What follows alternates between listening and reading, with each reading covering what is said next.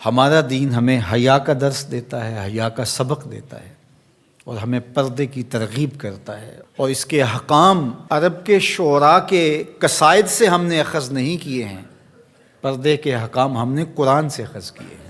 قل للمؤمنین یغضوا من ابصارہم ویحفظوا فروجہم، اے محبوب مومن مردوں کو خطاب کرتے ہوئے آپ ارشاد فرمائیے کہ یہ اپنی نگاہوں کو نیچا رکھیں اور اپنی شرم گاہوں کی حفاظت کریں۔ اللہ کے محبوب نے ارشاد فرمایا کہ جو اپنے دو جبڑوں کے درمیان یعنی زبان اور دو ٹانگوں کے درمیان پارسائی کی جگہ ان دو چیزوں کی مجھے ضمانت دے دے، میں محمد انہیں جنت کی ضمانت دیتا ہوں صلی اللہ علیہ وآلہ وسلم۔ تو فرمایا کہ یہ ان کے لیے بہت ستھرا ہے، بے شک اللہ کو ان کے کاموں کی خبر ہے، تم کبھی بھی اس سے مخفی نہیں رہ سکتے، تمہارا کوئی عمل اس سے پوشیدہ نہیں رہ سکتا۔ یہ حکم مردوں کے لیے تھا کہ نگاہوں کو نیچا رکھیں اور اپنی پارسائی کی حفاظت کریں، یہ ان کی ستھرائی کا ذریعہ ہے، ان کے باطن کی پاکیزگی کا سامان ہے۔ جب نظر پاک ہو جاتی ہے تو پھر دل پاک ہو جاتا ہے۔ 40 دن تک جو شخص اپنی نگاہ کو مکمل پاک کر لے تو اس کو نماز کا حظ آنا شروع ہو جاتا ہے، اس کا سرور آنا شروع ہو جاتا ہے، اس کی کیفیت آنی نہیں۔ 40 دن بڑے نہیں ہوتے، یہ مشق کر کے دیکھنی چاہیے۔ تو اس لیے جب نظر پاک ہوتی ہے تو عبادات میں حظ، لطف اور سرور ملتا ہے۔ نظر پاک ہوتی ہے تو پھر خیال بھی پاکیزہ ہوتے ہیں، نظر پاک ہوتی ہے تو پھر سوچیں بھی مثبت آتی ہیں۔ وَقُلْ لِلْمُؤْمِنَاتِ، اور اے حبیب اہل ایمان عورتوں سے فرمائیے، انہیں حکم دیجیے، یغضضن من ابصارہن، کہ وہ بھی اپنی نظروں کو نیچے رکھیں، اپنی نظروں کی حفاظت کریں۔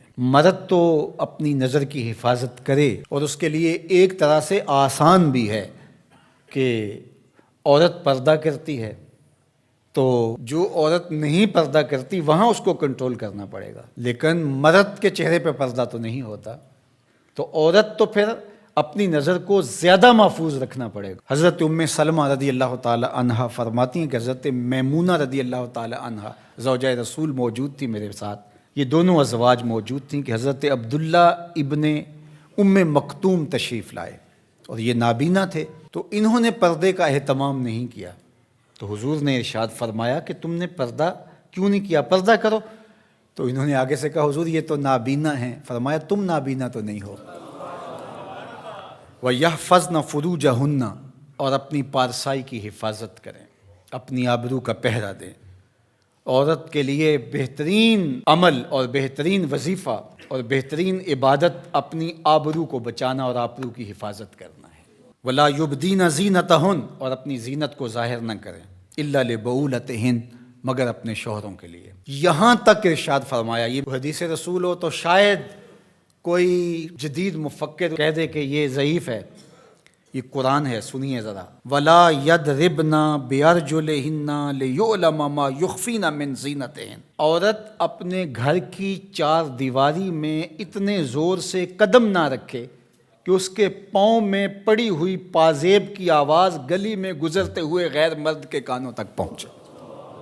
یہ قرآن ہے۔ حالانکہ گلی سے گزرتے ہوئے مرد کو کیا پتہ کہ جس کے پاؤں میں پڑے ہوئے پازیب کی چھنکار کی آواز باہر آ رہی ہے وہ بوڑھی خاتون ہے یا 7 سال کی بچی ہے، اسے تو نہیں پتا، اور اس کو بھی نہیں پتا کہ باہر کوئی گزر رہا ہے یا گلی خالی ہے یا کوئی بوڑھا گزر رہا ہے یا کوئی بچے گزر رہے ہیں، لیکن اسے یہاں تک حکم دیا کہ تیرے پاؤں میں پڑی ہوئی پازیب کی چھنکار، تیرے پاؤں میں پڑے ہوئے جوتوں کی آواز بھی ایسی نہیں ہونی چاہیے کہ غیر مرد تک وہ پہنچ کر کے اس کو متوجہ کر دے۔